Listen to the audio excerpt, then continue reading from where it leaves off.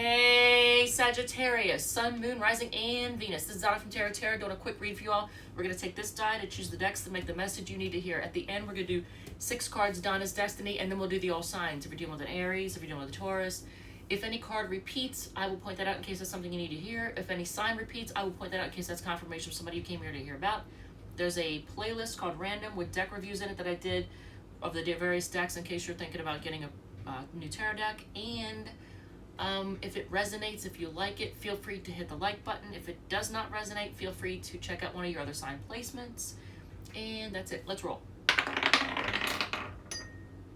3 is Wizard's Tarot, which is right here. So your first spread is done with the Wizard's Tarot. And which is the first spread? I'm going to try to do 3, unless I get long-winded. Then it might be 2. All right, so first spread is going to be which one with the Wizard's Tarot? Reveal, Jesus, Sagittarius. It's a sex thing. Reveal your crush's secret fantasy, then seduce them. This is, I'm surprised we didn't pull the Cosmo Tarot. It's a fluff spread. It deserves a fluff deck, but here we are. Okay, so what is their secret fantasy and deepest desire? Oof. So you got a crush. Who's your crush? Who are you crushing on? Is there somebody you're crushing on? Or is there somebody you're about to be crushing on? So, somebody from work, because 8 of Pentacles is on the bottom of the deck. So, what is their secret fantasy? Don't you think about it, hairball? Nope, nope, nope, nope, nope, nope, nope, nope. Psst. Get psst, psst. Down. Yeah, I'm gonna... Got peppermint spray for you if you don't get down, dude. Come on.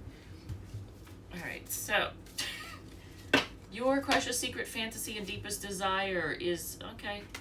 How is that? Oh, it's almost like okay. So, regardless of gender, this person is very turned on by like the almost like the remember the childhood stories of the knight in shining armor rescuing the damsel in distress. So it's almost like a hero thing, like. Your crush either wants to be saved or wants someone to save them. They're all that really gets them going. The Knight of Cups. So it's like the damsel in distress hero thing, you know. So either they want to be the hero or the one rescued. Seduce. How you make your crush powerless to your charms. Well, have a spirit of adventure. This person. Actually, this is a Sagittarius card, the Wheel of Fortune. He's about to get it. That cat is about to get it. So, how they make them powerless to your charms is basically being optimistic, a spirit of fun, willing to travel, being willing to be up for anything, being adventurous. That really just, they like that adventurousness. If you, okay, sexy potential, you and your crush in bed. You're going to be conflicted. So, 2 of Swords is, you know, you and your crush in bed. I'm thinking you're not going to be really all that, you know, fantastically happy with it. And you may be, you or they, it could be, because one of you is thinking about somebody else from the past. I say this because with the blindfold and the swords and the emotions, emotionally you're being affected by something or someone else. And if this is a crush thing, then obviously it's got to be emotionally somebody from the past.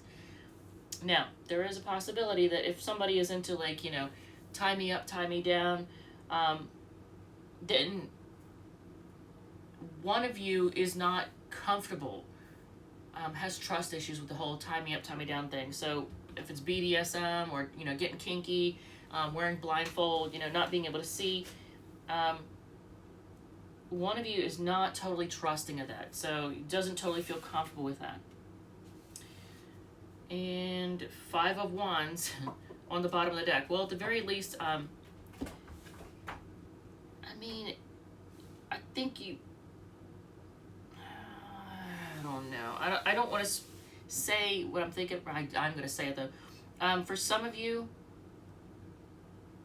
this person might have a fantasy also of like orgy Orgy fantasy, because there's 5 of wands, and look at all these people fighting, all the competition, and wands are sex, so I always think you or your person might have secret fantasies about orgies. So there's that. If it's not you, then it's them. All right, so are they worth it is your next spread. So if there's somebody here you're thinking about and you're like, I don't know if this person is really for me, let's see. So we're gonna find out using what deck. What deck, Sag, is gonna do that one? Okay, that's not a deck.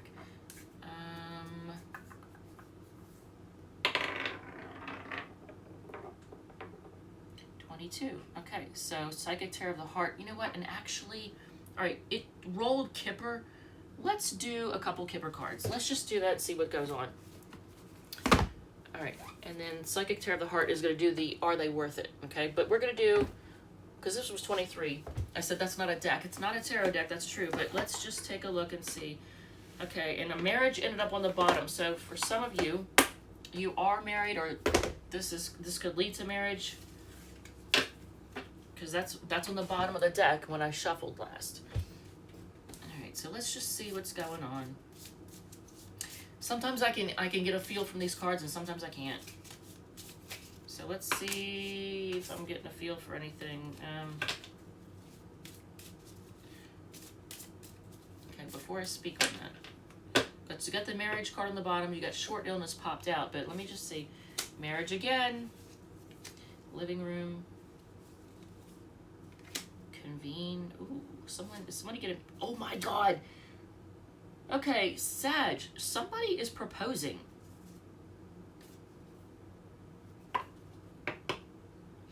Okay, you could live a long distance, or you've just come a long way together. Marriage, living room, convene, gift. Somebody is getting proposed to. And if you're on a break from somebody, well, it might be somebody you've been through a lot with. But somebody is, look at that. Because I feel like there's a ring, or something that's, symbolizes a ring, in this box. So it's symbolizing being given a ring, like an engagement ring. Wow. Okay, so actually this one's kind of cool. I'm telling you, sometimes I'll get military person come out, and then court official, and then, theft, and I'm just like, what? So at least this one actually had a decent, easy to understand message. All right, so are they worth it though?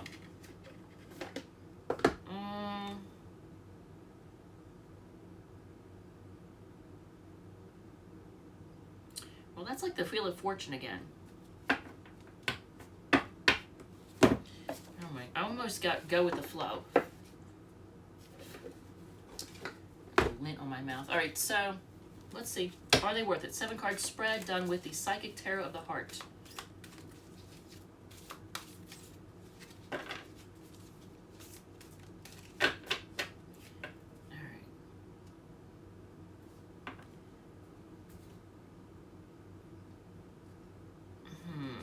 So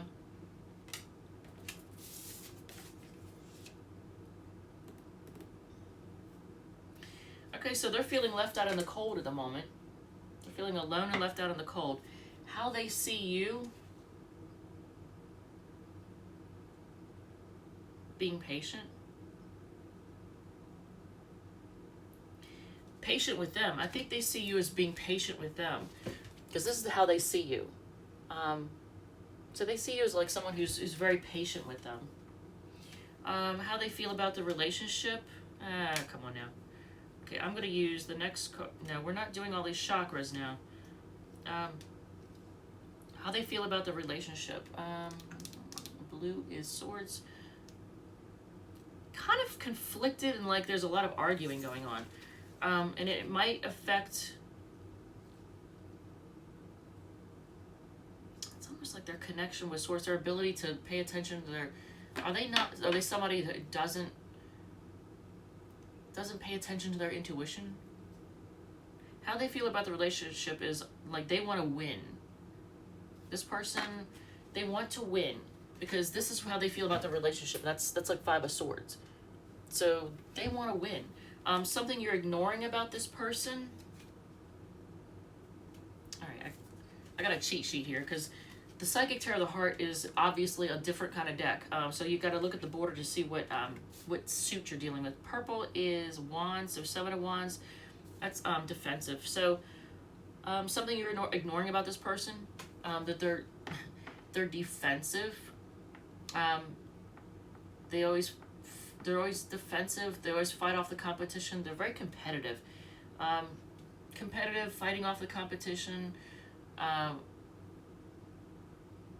Pushes people away. This is what you're ignoring about this person. You know, it says choose your battles. So I feel like they're defensive. What the relationship is based on, watch it be like Ace of Wands or something. Being single.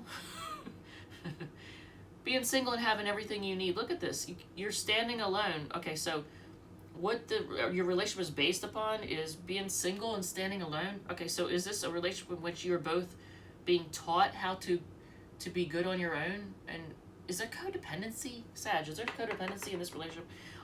What your relationship is based upon is maybe needing recognition, maybe needing to be praised, but usually that's the 6 of Wands. This, you know, the 9 of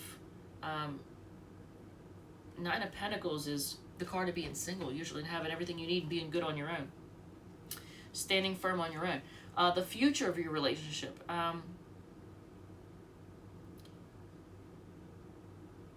It's saying reach out. Now, here's the thing.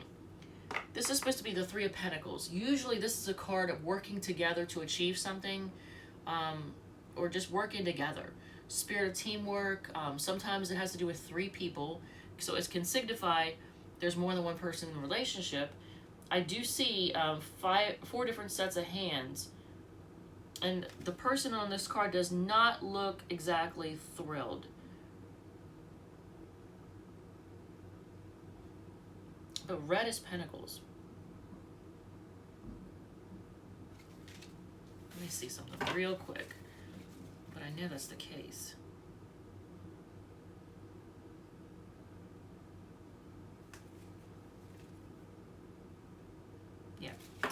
Yeah, that's the case. So they're saying the future of the relationship is, it's saying to reach out. So it's telling you to reach out to them. I just don't like how it looks like there's 4 people. There's like a bunch of hands in this. There's a lot of hands in this situation. But they're supporting you. So I do like that. So there's a lot of people supporting you. So the future of the relationship is you reaching out. It's telling you to reach out, and there's a lot of people supporting you. All right, so a lesson from this.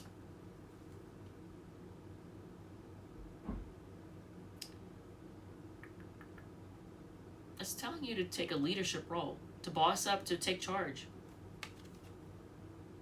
So it's going to teach you to be more assertive. So this relationship is teaching you to be more assertive and to take charge, take the lead.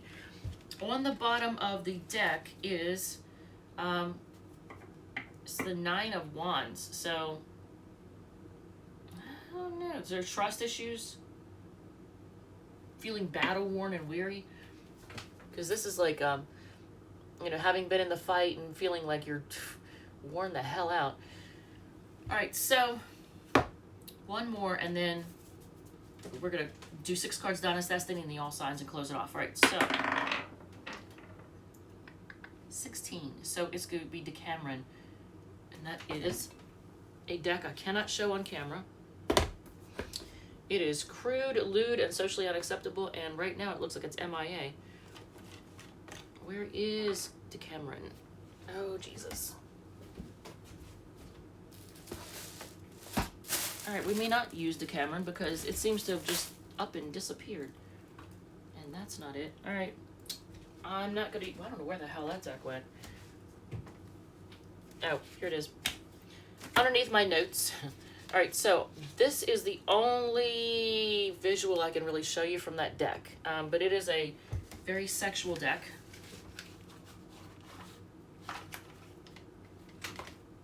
It's almost like it didn't want to be seen. It was hidden. Or maybe I didn't want it to be seen. I don't know. So, on the bottom of the deck, the High Priestess. So be it, there's maybe right now, things are kind of quiet. Maybe there's some secrets. Then your final spread is moving forward. How should you start the process of moving forward? And did anything repeat?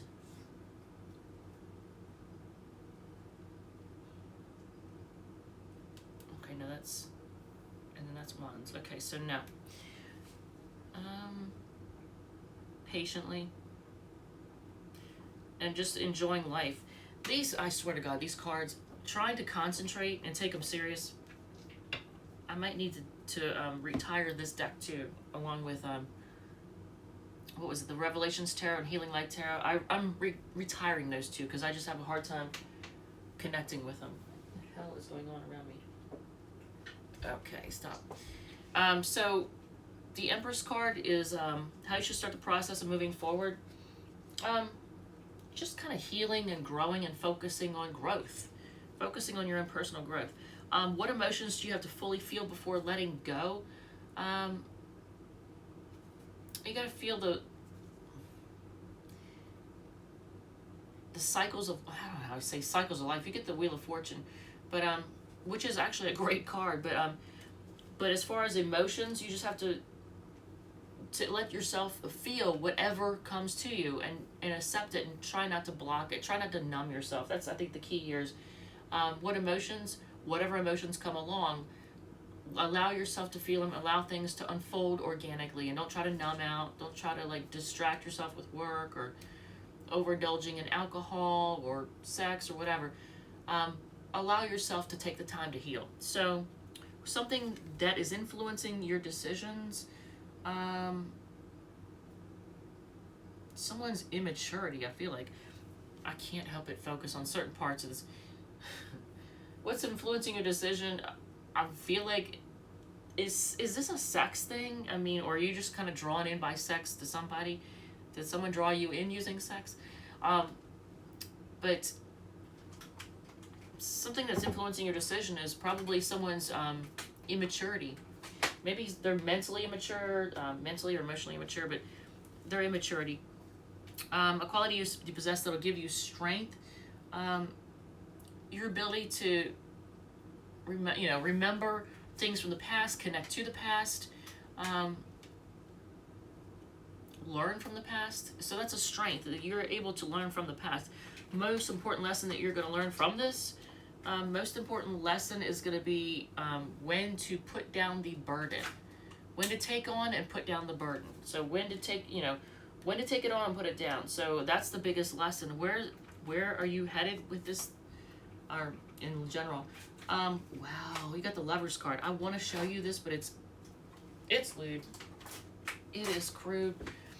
But it's the Lovers card. So where you're headed next is actually a relationship, a love relationship. So allow yourself to heal. In the Hierophant, commitment. So unless it's the same person, and you're going to heal and grow and then reconnect with them, because the Six of Cups is also a card of reuniting, returning, reuniting, reconnecting with the past. So your ability to reconnect with the past. So commitment, you're headed for commitment. This is all about commitment. You're headed for a relationship. So 6 cards down is Destiny, and that did drone on a little bit longer than I wanted it to. All right, Sagittarius. Alrighty, appliance breaks. They have a wandering eye is in reverse. So if you thought that somebody was like, looking at other people or not being loyal to you, they actually are loyal, but they have been terrified of opening up emotionally, and they're aware of that now, and they're trying to change. They are trying to change. Fear of failure has been a stumbling block. It is not as much anymore. So someone's trying to overcome their fears. But this says they only care about money. So Sag, is this what they're really focused on? Are they materialistic as a mofo? And they've gotten over heartbreak recently. It says you need to open up emotionally. Alright, so you are being called up to open up emotionally, but it's on its side, so it's not like you're super, like you do to some degree, but You could more. Let's put it that way. And you can get mad at me for calling you out. But, all right, so if you're dealing with an Aries, a lot of people are reuniting right now. A lot of people have healed, broken up and healed and grown up emotionally and mentally and whatever. And a lot of people are reuniting and committing. It's happening right now. So that might be happening to you too. I don't know. You might be reuniting, committing with somebody, and that may be the proposal thing. That's your deal. Aries wants a new start. It looks like they want to work together. They want a new start. They want to work together with you, and they may want marriage, because that's an Ace of Cups, the traditional one. Taurus sees you as wish fulfillment, but they're kind of chilly. Like, when they talk to you, they're not all warm and fuzzy when they communicate. The Gemini is a playboy, playgirl, and they're going to offer you, they're going to give you a gift. I don't know. They're going to give you a gift. So Cancer's trying to be patient. They see a great future with it. They're optimistic. They may see children with you. The Leo, they want things fair. They may want to have children with you as well. So if you're dealing with somebody who's on the cusp of Cancer and Leo, they may want to have children with you. They want to heal, grow, and want things fair. If you are dealing with a Virgo, they want to reunite, but they are very materialistic. If you're dealing with a Libra, they have they're cautious. They have trust issues, and they're at a crossroads right now. If you're dealing with a Scorpio, you get the Tower and the Devil. I'm just gonna say no. Just a big old no on that. They're a big ball of chaos, and they got a lot of unhealthy habits. They're kind of a disaster.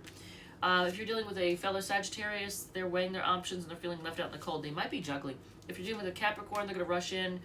They want forward movement with you. If you are dealing with an Aquarius, they're kind of cold and chilly and they just want to be single. They're kind of male, like regardless of gender, they're going to kind of be bitchy and want to be single. If you're dealing with the Pisces, they're focused on work and they're not letting you know what they're up to. They're almost coming off as kind of sneaky and shady, but they're focusing on work. And then here is somebody letting their impulses get away with them, but it's also a spirit of being fun and having good times. All right, Sagittarius, I love you guys. Thank you so much, and I will see you all in the next one.